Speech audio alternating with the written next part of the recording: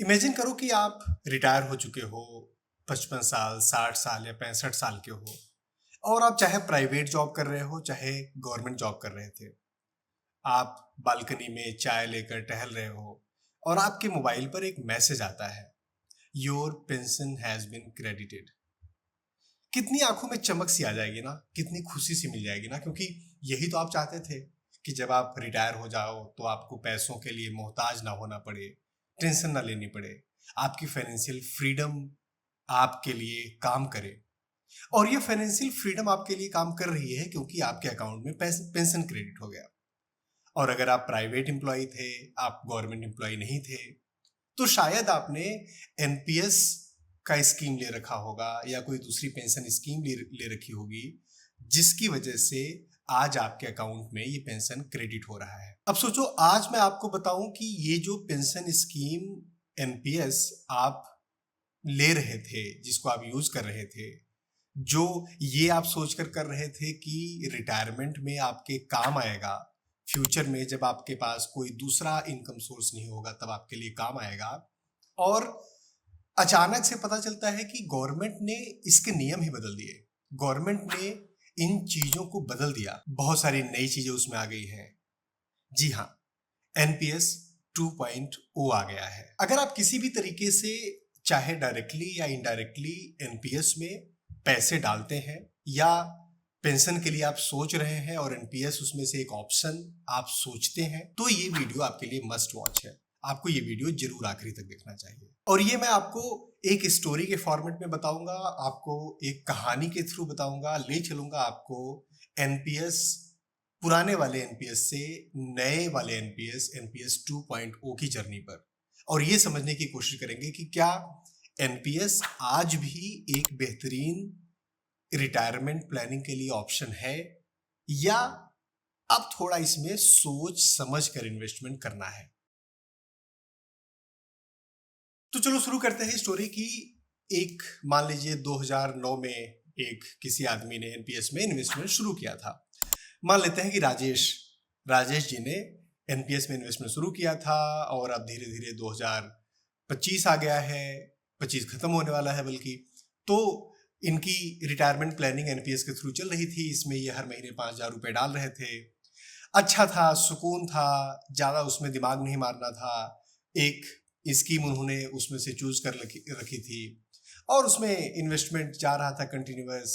उनको पता था कि रिटायरमेंट के समय में लमसम मुझे इतना अमाउंट मिल जाएगा, 40% उसमें बना रहेगा, उसके बदले मुझे पेंशन मिलती रहेगी, और इसकी कॉस्टिंग भी बहुत ज़्यादा नहीं है, 0.03% की कॉस्ट पे मेरा फंड मैनेज हो रहा है।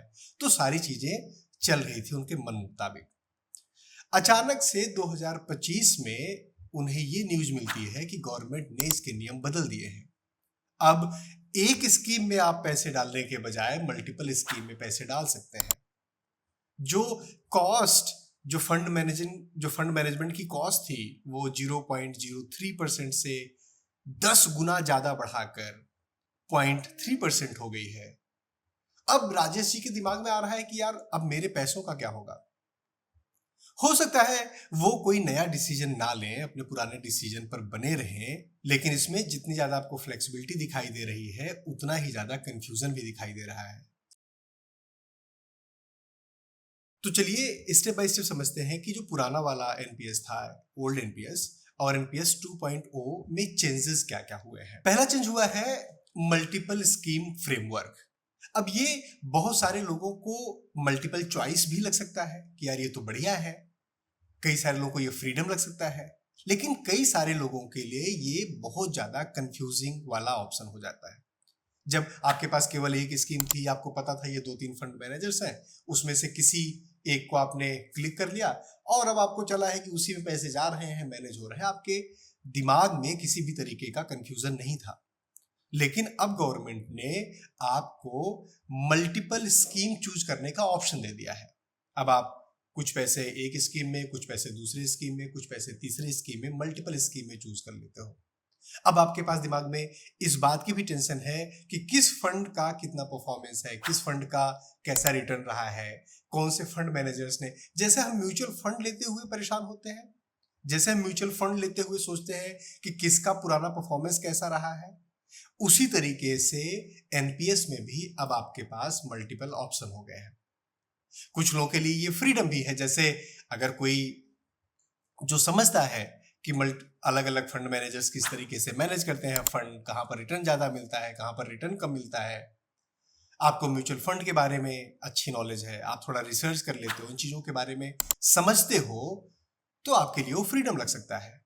लेकिन एनपीएस का पर्पस जो था, एनपीएस का जो मतलब था कि ज्यादा दिमाग नहीं मारना है, लॉन्ग टर्म, वो थोड़ा सा डाइल्यूट होता है इसमें दिख रहा है। दूसरा बदलाव आया है कि इक्विटी का एक्सपोजर अब 100% हो गया है। पहले इक्विटी का एक्सपोजर 75% पे कैप था, मतलब आप जितना पैसा उसमें डालते हैं उसमें से मैक्सिमम आप 75% इक्विटी फंड में आप डाल सकते हो, बाकी 25% आपको डेट में डालना मैंडेटरी था, कंपलसरी था। अब गवर्नमेंट ने वो रूल्स चेंज कर दिए हैं, अब आप 100% इक्विटी में डाल सकते हो। तो क्या ये नॉर्मल म्यूचुअल फंड का कजिन नहीं हो गया? उसमें भी तो आप 100% इक्विटी में। अब इसमें प्रॉब्लम नहीं है, इसमें एक पॉइंट ये है कि जिनको समझ में आता है उन्होंने 100% इक्विटी में अपना डाल दिया, उनको लगता है कि अगर रिटर्न मिलेगा तो ज्यादा रिटर्न मिलेगा। लेकिन अगर मार्केट क्रैश हुआ, अगर मार्केट में प्रॉब्लम आई, तो जितना कम रिस्क पहले था उतना कम रिस्क अब नहीं है। अभी भी आप सेम पुराना वाला जो प्रोसेस है वही फॉलो कर सकते हो। अगर आपकी एज 45, 50 या 55 के आसपास है, आप एनपीएस में इन्वेस्टमेंट कर रहे हो, तो इंपॉर्टेंट है कि आप पुराने की तरीके से बने रह सकते हो। लेकिन जो लोग यंग लोग हैं उनके लिए ये एक अपॉर्चुनिटी जैसा भी आता है। लेकिन अगर आपको समझ में नहीं आता तो आपको 100% इक्विटी ऑप्शन में जाने से बचना चाहिए। तीसरा जो बदलाव आया है वो है एक्सपेंस रेशियो, और ये साइलेंट किलर है। ये सबसे बड़ा और सबसे ज्यादा इंपैक्ट देने वाला बदलाव एनपीएस 2.0 में है। पहले जो एक्सपेंस रेशियो था वो 0.03% पे फिक्स था, कैप था। अब वो 0.3% तक हो सकता है। अब आपको लग रहा होगा कि 0.3% तो बहुत ही नॉमिनल अमाउंट है, बहुत ही कम अमाउंट है, लेकिन ये पहले के एक्सपेंस रेशियो से 10 टाइम्स है, 10 गुना ज्यादा है। और ये साइलेंट किलर है। अगर आप लॉन्ग टर्म में देखेंगे तो ये जो एक्सपेंस रेशियो में डिफरेंस आया है, ये कंपाउंडिंग में लॉन्ग टर्म में काफी ज्यादा इफेक्ट करेगा। एक और बदलाव आया है कि अर्ली एग्जिट का। ये काफी सारे लोगों के लिए पॉजिटिव बदलाव लग रहा है कि अगर आपने एनपीएस में कंटिन्यूअस 15 ईयर आपने इन्वेस्टमेंट करा है तो आप बैक कर सकते हो, विड्रॉ कर सकते हो पैसे। पहले ये कैप नहीं था, आपको मतलब मैंडेटरी उसमें बने रहना था। लेकिन अगर आपने अब 15 साल रखा हुआ है, इन्वेस्टमेंट करी हुई है एनपीएस में, तो आप पैसे अपने विड्रॉ कर सकते हो। अब फ्लिप पॉइंट इसका क्या है कि एनपीएस का एक जो मोटो था, एनपीएस का जो मतलब था कि मैं कैसे भी करके पैसे नहीं निकाल सकता, पेंशन ही लूंगा, पेंशन ही लेना पड़ेगा। अब उन लोगों के लिए जो हर दूसरे दिन उनके पास नई इमरजेंसी आ जाती है, हम पेंशन प्लान में पैसे क्यों कटवाते हैं? ताकि जरूरत भी पड़े तभी भी, क्योंकि जरूरत आपको पड़ती रहेगी ना, तो पैसे आप निकाल ना पाओ, पैसे वहां पर लॉक हो जाए, और बुढ़ापे में जब हमारी इनकम का कोई सोर्स नहीं होगा तब हमें पैसे मिले। अब अगर वो फ्लेक्सिबिलिटी खत्म हो जाती है तो एनपीएस का पर्पज मुझे थोड़ा सा डाइल्यूट होता हुआ दिख रहा है। हाँ, जो यंग इन्वेस्टर्स हैं प्रॉब्ली उनके लिए बेटर है, बट मुझे ऐसा लगता है कि ये ऑप्शन बहुत अच्छा तो नहीं है। अब कुछ कुछ ऐसी चीजें हैं जो नहीं बदली हैं, जो पहले जैसी थी वैसी ही आज भी है।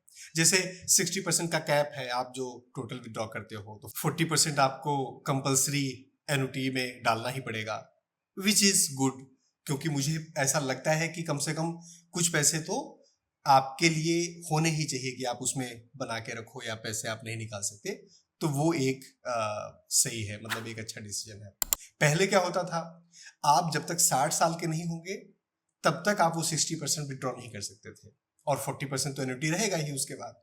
अब 40% एन्युटी अभी भी है, लेकिन अगर आपने 15 साल कंप्लीट कर लिया, जैसे अगर किसी ने मान लो 20 साल या 25 साल पे इन्वेस्टमेंट स्टार्ट कर दिए, एनपीएस में पैसे डालने स्टार्ट कर दिए, तो उसके 15 साल बाद, मतलब अगर 25 साल से स्टार्ट कर रहा है कोई, तो जब वो 40 साल का होगा तो पैसे निकाल सकता है।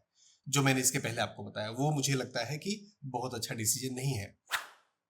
बाकी 40% लॉक इन अभी भी है, एन्युटी में आपको मैंडेटरी डालना अभी भी है, which is good I think. और इसका जो टैक्स बेनिफिट है वो अभी भी जैसे पहले जिस तरीके का टैक्स बेनिफिट था 80 CCD में, वो अभी भी आपको उसी तरीके से मिलेगा। मतलब जो इसकी कोर वैल्यू थी ना, एनपीएस का मतलब लॉन्ग टर्म सेफ सेविंग, वो अभी भी है, बट जो नए प्रोविजंस आए हैं उसकी वजह से थोड़ा डाइल्यूट हुआ है। अब समझने की कोशिश करते हैं। मान लो दो इन्वेस्टर हैं, एक राजेश जी हैं जिनका एग्जांपल हमने स्टार्टिंग में लिया। अब राजेश जी आज के समय में करीब 50-55 साल के हैं। राजेश जी ने अभी तक इन्वेस्टमेंट जितना किया था वो उनके पास है, उसी तरीके से बना हुआ है।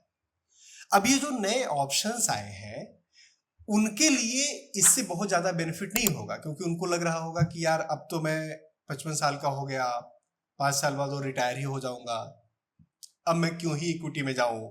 क्योंकि जब आप उस एज पर होते हो तो आपका प्राइमरी फोकस होता है रिस्क ज्यादा नहीं लेना।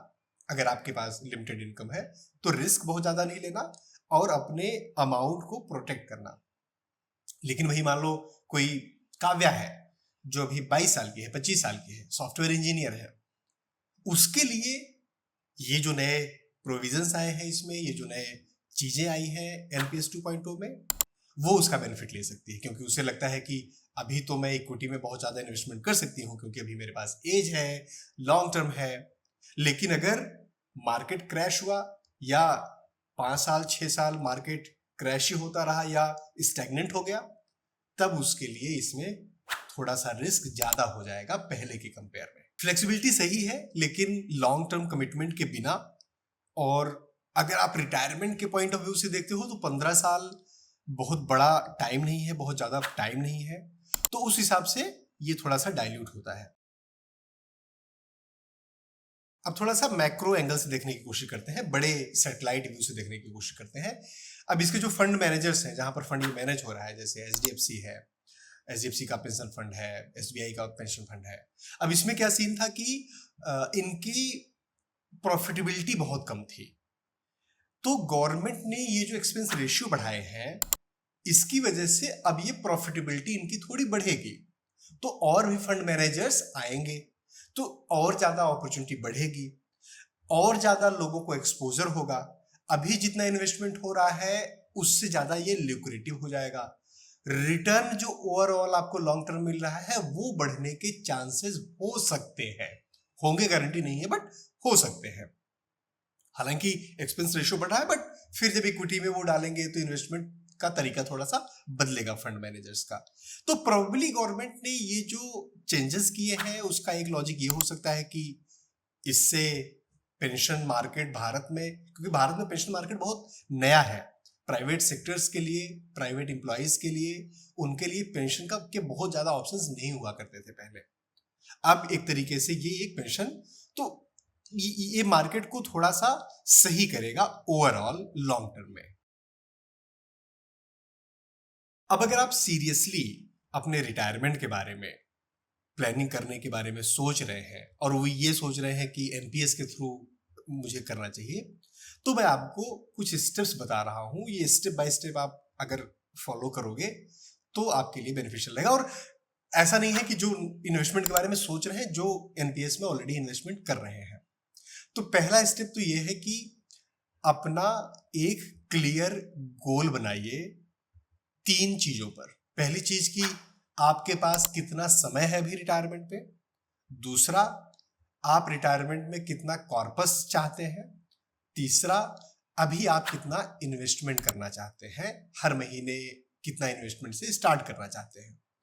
अब अगर ये तीनों चीजें आप बना लेंगे तो आपको इजी रहेगा ये कंपेयर करने में, इजी रहेगा ये कैलकुलेट करने में कि आपको कौन से स्कीम्स चूज करना चाहिए, कितने परसेंट इक्विटी में डालने हैं, कितने परसेंट इक्विटी में नहीं डालने हैं, कितने परसेंट डेट में रखने हैं, आपके लिए बेटर रहेगा। दूसरा स्टेप ये है कि जो स्कीम आप ले रहे हो, अगर आप मल्टीपल स्कीम ले रहे हो, इक्विटी में सारे पैसे डाल रहे हो या कुछ डेट में रख रहे हो, ये आपको अपने लॉजिक, अपने गोल अपने रिस्क के हिसाब से लेना है। जैसे म्यूचुअल फंड में हम लोग करते हैं, एसआईपी में हम लोग करते हैं। तो आपको अपने आप को सेंटर में रखना है फोमो की वजह से कि सब लोग यार अब तो मल्टीपल आ गया है, मल्टीपल लेते हैं, सब लोग मल्टीपल ले रहे हैं, तो आपको मल्टीपल नहीं लेना है। अगर आपको लगता है कि आप रिटायरमेंट के लिए थोड़ा सा काम होकर, थोड़ा सा कम एग्रेसिव होकर, कम रिस्क लेकर लॉन्ग टर्म चलना चाहते हैं, तो पुराने तरीके से चलना आपके लिए ज्यादा फायदेमंद रहेगा। लेकिन अगर आपको लगता है कि आप रिस्क ज्यादा ले सकते हैं, गो फॉर इट। स्टेप 3 है कि आपको कंटिन्यूअस, अगर आप मल्टीपल स्कीम्स ले रहे हैं, इक्विटी में ज्यादा पैसे डाल रहे हैं, मतलब 100% डाल रहे हैं, तो उस कंडीशन में भी आपको रेगुलर ईयरली रिव्यू और रीबैलेंसिंग करनी चाहिए। और ये ऑप्शन भी होता है, जब आप हर साल उसमें एनपीएस में पैसे डालते हैं तो आप उसको रिव्यू करिए और देखिए कि किस तरीके से मैं कहीं पर पैसे कम करना चाहता हूँ, ज्यादा करना चाहता हूँ, इक्विटी में थोड़ा अब कम करना चाहता हूँ, मार्केट अच्छी नहीं चल रही है, चलो डेट में बढ़ा देता हूँ। इस तरीके से अगर आप सोचना चाहते हैं तो अब आपको ये रेगुलर करना चाहिए, कम से कम साल में 1 बार या 2 बार तो जरूर करना चाहिए। सच कहूं तो ये जो रिफॉर्म हुआ है, ये मेरे लिए, मतलब मेरा ओपिनियन इसमें मिक्स्ड है। काफी सारी चीजें इसमें अच्छी हुई हैं, लॉन्ग टर्म मार्केट के हिसाब से देखो तो ठीक हुई है काफी सारी चीजें। लेकिन अगर कंज्यूमर्स के पॉइंट ऑफ व्यू से देखो, क्योंकि मैं भी अल्टीमेटली कंज्यूमर भी ही हूँ, मैं खुद भी एनपीएस में पैसे डालता हूँ अपनी रिटायरमेंट के लिए, एक पोर्शन उसका, तो उस हिसाब से मुझे लगता है कि उनके लिए कहीं पर कंफ्यूजन की स्थिति है, कहीं पर थोड़ा सा घाटा है, और कहीं पर अच्छे ऑप्शंस है अगर आपको चीजें समझ में आती है। और बिल्कुल किसी भी तरीके के, मतलब ऐसे रिफॉर्म्स आते हैं, डिसीजंस आते हैं, तो कभी भी एक तरफा वो नहीं होते, हमेशा मिक्स्ड बैलेंस ही उसका होता है। किसी भी तरीके के, मतलब इस तरीके के अगर कोई भी डिसीजंस मार्केट में आते हैं। दोस्तों एक बात ये समझ लो, एक बात अपने दिमाग में डाल लो कि रिटायरमेंट जो है वो 200 मीटर की स्प्रिंट नहीं है, वो 100 मीटर की रेस नहीं है, ये मैराथन है। आपको लंबे समय को ध्यान में रखकर चलना है। और मेरा ये मानना है, भले ही आपको 100% इक्विटी में पैसे डालने हैं, आप डाल दो, आप बिल्कुल जो जो नए रिफॉर्म्स आए हैं सारी चीजें ऑप्ट कर लो, लेकिन एनपीएस में जो आप पैसे डालते हो, अपने दिमाग में उसका मोटो ये रखो कि ये सेफ होना चाहिए, लॉन्ग टर्म होना चाहिए। इसको म्यूचुअल फंड जैसा मत बना लो कि मतलब जो पेंशन स्कीम म्यूचुअल फंड्स में होती है और इसमें आप कोई डिफरेंस नहीं रख रहे हो तो फिर कोई फायदा नहीं है। एनपीएस में पैसे डालने का तभी फायदा है जब आप थोड़ा सा लॉन्ग टर्म के बारे में सोच रहे हो, बहुत ज्यादा रिस्क नहीं ले रहे हो, थोड़ा बैलेंस करके चल रहे हो, और थोड़ा सा सेफ और सिक्योर। अगर आपके पास बाकी पैसे हैं, ढेर सारे पैसे, आप रिस्क लेना चाहते हो, तो एनपीएस में क्यों रिस्क लेना। ये मैं अपना बता रहा हूं, तो मैं तो फिर म्यूचुअल फंड में लूंगा, मैं स्मॉल कैप्स में, अलग अलग चीजों में इन्वेस्टमेंट करूंगा। एनपीएस में सेफ के पर्पज से ही रखता हूं, तो जो पुरानी जिस तरीके की चीजें थी, मैं वैसा ही इन्वेस्टमेंट अभी भी कंटिन्यू करूंगा। मुझे उम्मीद है ये वीडियो आपको हेल्पफुल लगेगी और ये आपके डिसीजन मेकिंग प्रोसेस में एक जबरदस्त आपको इन्फॉर्म डिसीजन लेने के लिए प्रेरित करेगी, समझ बढ़ाएगी, आपकी समझ बनाएगी आपकी। ये वीडियो अगर आपको पसंद आती है तो इस वीडियो को लाइक करिए, अपने दोस्तों के साथ शेयर करिए, और अगर अभी तक आपने हमारे चैनल को सब्सक्राइब नहीं किया है तो प्लीज सब्सक्राइब करिए। और हाँ, अपनी हेल्थ का, अपनी मेंटल हेल्थ का, अपने परिवार का बहुत ध्यान दीजिए। हमारी वीडियोस को देखते रहिए, अपना और अपनों का ख्याल रखिए। Thank you. जय हिंद।